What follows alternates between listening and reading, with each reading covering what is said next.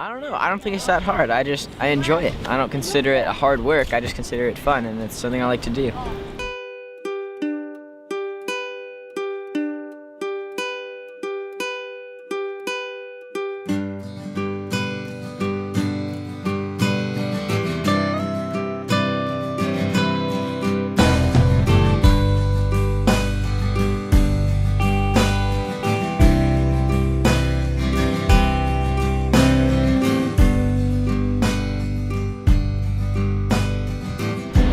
My name is John Schmidt. I'm the Washington CoastSavers coordinator, and we are at the mouth of the Hoh River. So I've been coordinating Washington CoastSavers for the last 4 years. This is the 4th Washington Coast cleanup that I've been directly involved with.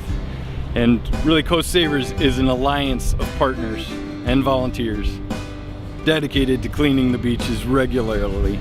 And it's just this enormous effort of different partners, public agencies, nonprofit groups, you know, like the Scouts that we had here today as well, Lions Club, Surfrider Foundation, just all these groups, the National Park Service, everybody's all working together to clean the beach on one day. It's just an incredible experience to be part of.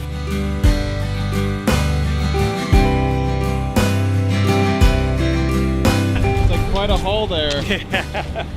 What's the craziest thing that you've found so far?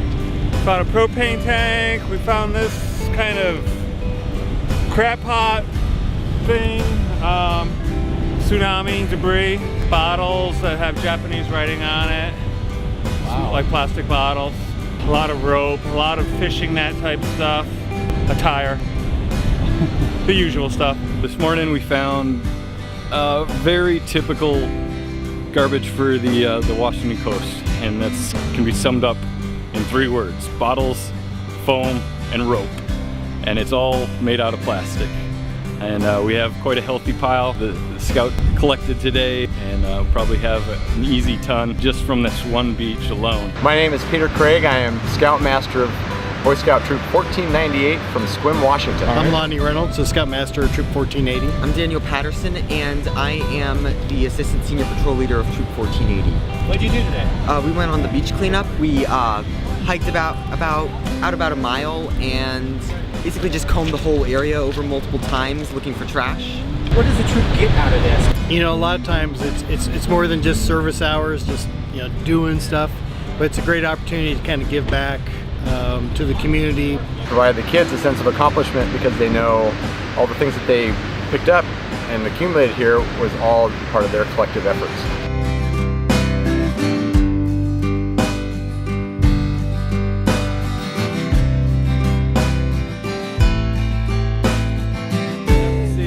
I worked at the mouth of the Columbia River before I got this job. Lived on the coast there for about 11 years with my family, you know, raised my kids on the beach and dug razor clams, did some kite flying, but I never really saw the garbage. Can you believe it? You know, I lived there for over 10 years. I was more of a beachcomber. The garbage didn't stick out for me. It was kind of strange that way, and I think a lot of people have that experience where they're kind of caught by the beauty of the beach, the beauty of the ocean, watching the waves, watching the sunsets and things like that, but they don't necessarily look down in between the rocks or in the driftwood, in the grass, and realize just how thick the plastic is and how much of a problem it really is. I'm Devin, and I'm from Troop 1498. My name is Douglas Peacher. I am from Troop 1498. I'm Matthew Craig with Troop 1498. We just cleaned up quite a bit of trash from the beach. This is my first beach cleanup here on the Washington coast. My family and myself have been cleaning up the beaches here for, this will be my 11th year here. It's always fun. I mean, it's like one of my funnest things I do with my family. Well, the biggest challenge there was hefting it down the beach.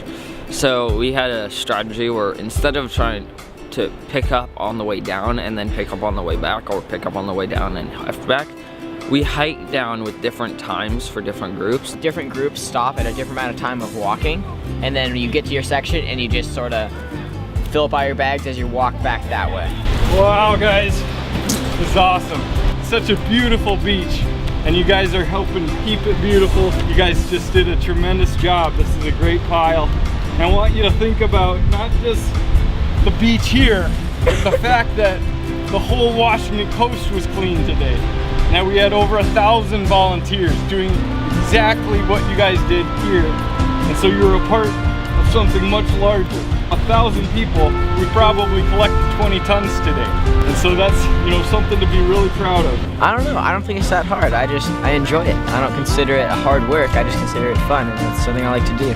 The coastal cleanup provides a great opportunity of having a free campsite to people who are cleaning up part of the beach. It's totally worth it. It's so much fun, and it's totally like, it's just, you feel great after you're finished, and it's just really fun. I'll be doing it as long as I possibly can. Will you do it with your kids?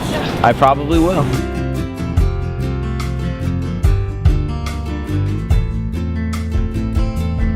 Why it's important is because if we don't clean this up, it'll start to build up, and then even more and more and more will be there. It's fun, but it also, you know, helps the environment. It's, you know, it's just a good thing to do. Well, it's gonna help the ecosystem, so I recommend it. Really, the more the merrier. The more people working, the more we can cover. And really, this is like for future generations. If we leave people of the future like a disgusting, dirty beach, nobody's really gonna want to come out inside anymore. Okay, so people at home who are thinking, oh, it's gonna be too hard, oh, I can't lift enough, I'm not gonna be helpful. Hush, you need to come. The little bit of help that you may be able to provide, or a lot depending, it helps.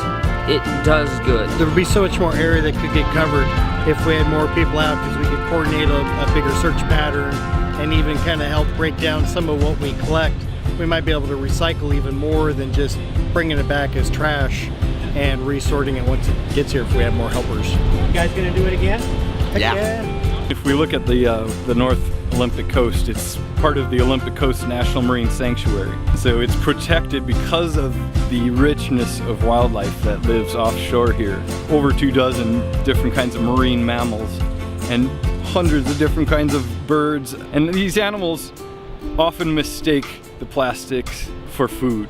And so they'll fill up on styrofoam, and then they receive no nutritional value from it, of course, and they basically starve to death even though their bellies are full. You know, the starvation is one thing that we're concerned about. Also, we find so much rope. I mean, we saw that today. Just all these different nets and different lengths and dimensions of rope. Not only, you know, are these animals starving from eating plastic, but the rope and the nets end up strangling a lot of animals as well.